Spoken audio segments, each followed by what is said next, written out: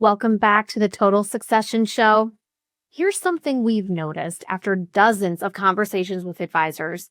Almost everyone has agreed succession planning is important. And it's kind of nice that we're all on the same page. But the thing is, most of them haven't even started that part yet. So the question is really, why? Welcome to the Total Succession Show. I'm your host, Tyson Ray, joined by Kim Cochenour. We're glad you're here. Subscribe at totalsuccession.com/podcast and let each episode guide you closer to a confident, well-planned exit. Today's conversation just might be the nudge you need to start preparing for what's next.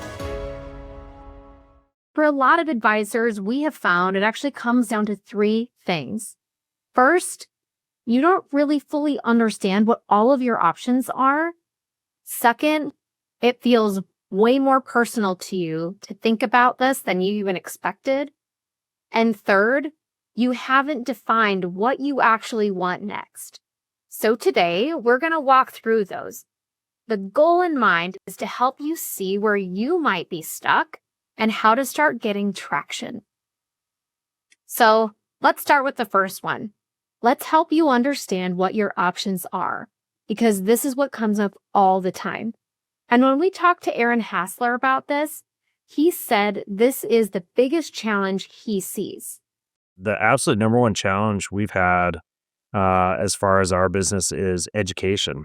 It's just, getting people to understand that they have a ton of choice. They have so many options on the table. And I think, all advisors get busy in your career. And because we're a lot of independent businesses, practices, there aren't that many central places where people can go for information. And you see kind of generic articles in industry magazines. But that's the number one battle we face is education. And I think that advisors really do need to start taking action in their businesses and start to understand and speak with the myriad of vendors that are out here available to us to really understand, what that looks like and what the options are. Because I think it takes time to formulate your own plan, right? And, I know I drive my wife crazy when I'm doing shopping decisions, and I'm a person that likes to look at all my options, weigh what I'm going to do, and think about what my decision is going to be. And I take that approach a little bit in our industry, which is that I think it's really valuable to go out and speak to the different vendors, speak to some of the different buyers. Most importantly, I think it's peer education and talking to some of your friends in the industry, whether it's through your study group, your broker-dealer, your custodial network, and hear ideas. I think one of the mistakes advisors make is especially as we get old, long in the tooth, if you will, in these careers, is that we know so much about financial planning and retirement planning. Yeah. We almost take for granted that we both don't do it for ourselves. And then also kind of stop being the student of the profession to be able to go see what's out there. What are these options? Yeah, the possibilities are infinite, right? Which is maybe a little bit of the challenge, because there's so many choices you can have that it can be a little bit overwhelming. So now, instead of just one clear path, you're actually starting with 10. And what we think, and where I think it might keep you from doing anything, when everything is possible, it's been a lot easier for you to do nothing. But we don't want to leave you without hope, because that's not the whole story. Because if this were about you just understanding your options, all of that information would help you actually solve the problem. And that's not what we're actually seeing. So we're going to go a level deeper, because the next reason has a lot less to do with strategy, and it has a lot more to do with something personal. When we talked to Andrea Schlapia about this, she did not hesitate. Here's how she described it. It's emotional. It's scary. It's uncomfortable. I don't want to talk about my potential exit and in whatever way you're going to exit. Exit is scary, but here's the thing. This is how I want to help you to frame exit is it is merely a good business strategy. It is not, I cannot repeat, it is not an event. If you make it this massive event, you're not going to want to do it because it's this ultimate, like, here it is, January 1st, 2035, holy cow moment versus what do we need to do right now to have a great business strategy so that we can all be on the same page?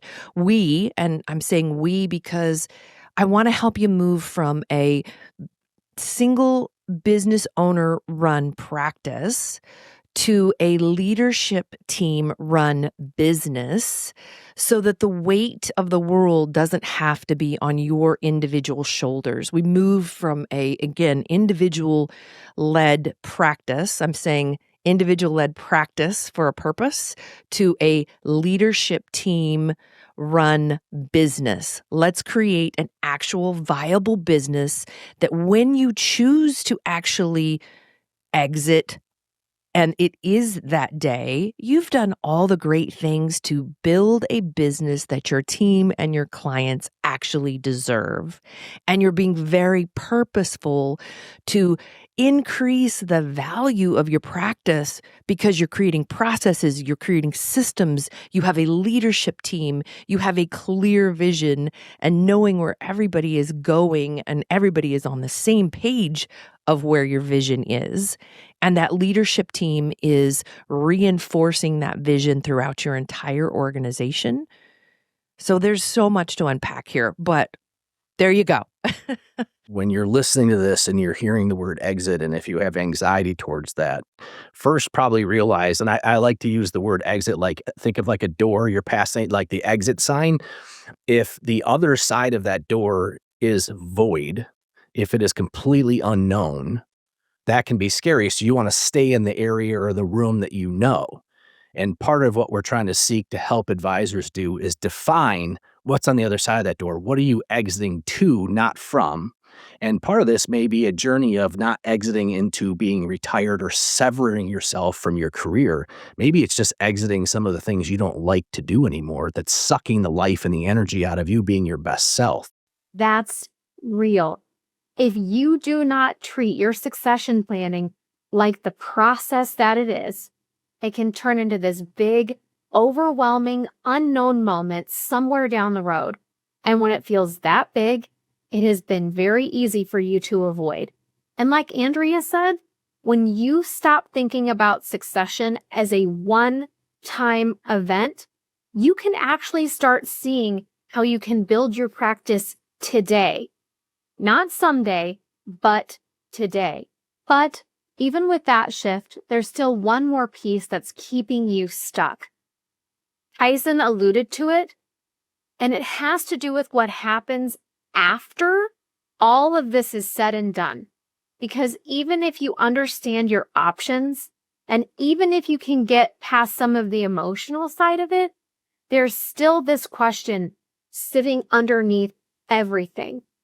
What am I moving towards? What you need to realize is the truth is you are going to exit your business.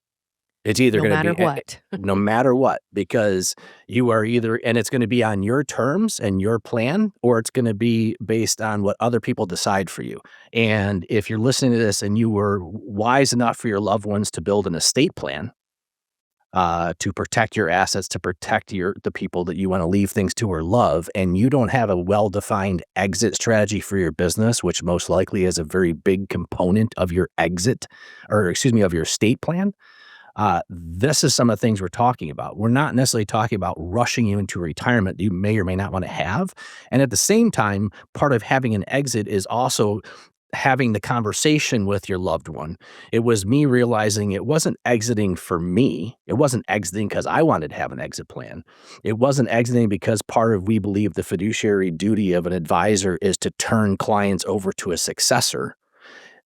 It was the fact that my wife, who has been by my side for all of these years, at some points wants to know I'm going to be done, or at the very least, I'm not going to be coming home with all the burdens and stresses that come with running a full service financial service firm, employees, multiple locations, markets, stress, and love the job, but it comes with burdens that part of a EOS with an exit plan strategy is to create a self-managing company that you can start removing yourself and giving yourself back time and energy to maybe have a longer career, but have one that you enjoy much more and your people in your life can enjoy much more. This concept of space, seeing, preparing, acting, committing, exiting is just a way to try and help bring thought around this idea, which is pretty complex with regards to succession. What do you see in these steps where most advisors have a hard time, or where you've seen advisors succeed? I think the hardest is the very beginning and being able to see it, because you're not slowing down. You're not taking clarity breaks, meaning stepping away from the busyness of being in the business and being able to literally get out of your head where you want to go. Anywhere from 5 to 30 years. Don't even think about the exit part. Just where do you want to go in the next anywhere 5 to 30 years. If I'm speaking EOS language, it's the 10-year target is what it's called. And the reason why it's 10-year target is because that's what the majority of people can digest is 10 years. If you are within that window, it might be 5 years, it might be 3 years. I cannot stress enough, if we're literally thinking about the exit and you're doing what's next, this is a 3 to 5 minimum ramp up to help your team become their best. So if you're in that window, this is even more critical for you. But I think the hardest part is seeing it, because this is literally the moment where you say, what can I delegate so that I can elevate to my next, whatever next means for you. I want to change the language from exiting to next. Let's just change the words, because exit is emotional. It is a trigger word for a lot of folks, because it's like, I'm never exiting. That's okay. Then what is next? Like, just let's get the definition of next. And I will say failing to plan is going to equal value erosion. So if you were merely talking about value of your firm, it will erode without your purposeful planning and infrastructure of your business. Yep. And for those of you that the financial part aside, you owe it to your clients who've entrusted their life savings with you as often the founder, and then the team that you've brought to them to have in place, and to be able to communicate to them, the client, as a value add of putting their interests first, that you've thought past yourself. When you step back and look at all of these things together, first, it's not fully understanding your options. Second, a succession's feeling more personal than you had expected. And third, not yet having defined what you want next. It really starts to make sense why your succession planning is getting delayed. But we're never going to leave you hopeless here. We want to leave you with the good news. The good news is once you see those hurdles, you can actually start working through them. You can start by learning your options. You can start by having the conversations. And you can start thinking about what you want to come next. We'll be back soon with more conversations like this. These conversations are designed to support your next move, however close or far it may be. Tap subscribe and let each episode guide you closer to a confident, well-planned exit. I've wrestled with these things myself, and that's exactly why I created something to help you do it with less stress and more direction. My book, Total Succession, is now available on Amazon. Inside, I break the process down into 5 clear steps to help you exit on your terms with confidence, full compensation, and your client's best interests at heart. You can also visit totalsuccession.com/podcast to download a free starter guide that walks you through my SPACE framework: see, prepare, act, commit, exit. Remember, you only exit your business once. Create the space to do it well. Thanks for listening. Until next time.